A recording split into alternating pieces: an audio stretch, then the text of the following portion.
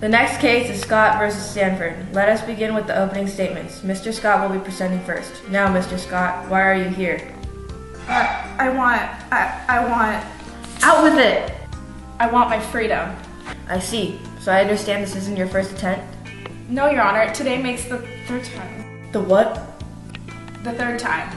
So what brings you to the federal court? My first 2 tries failed. Well, I can't imagine why. You say that you should be given freedom based on the territories you lived in with Mr. Sanford. Do explain. Master, he'd take me places, but when we get there, people give us odd looks.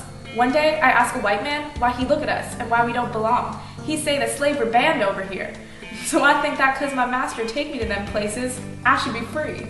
Interesting claims indeed. And as for you, Mr. Sanford? To start off with, Your Honor, he's a slave. He don't know any better. Where I come from, we know that slaves are inferior beings. All they are is property.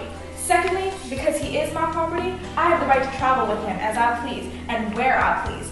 Just because I took him with me temporarily to live in Wisconsin and Illinois territory does not make him free. His only freedom will be granted if I released him, and I still have that deed to my name. Finally, even if his freedom was a possibility, everyone knows that there is not an African in the country who can make it to the success of any white man. Well, we certainly have a lot to think about. The jury will deliberate and then I will make the final call. Order! Please shut up. Let's see.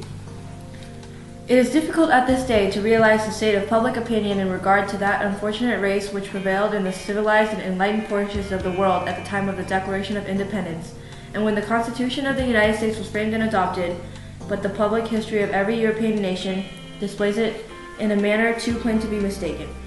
They had for more than a century before being regarded as beings of an inferior order, and although unfit to associate with the white race, either in social or political relations, and so far unfit that they had no rights which the white man was bound to respect.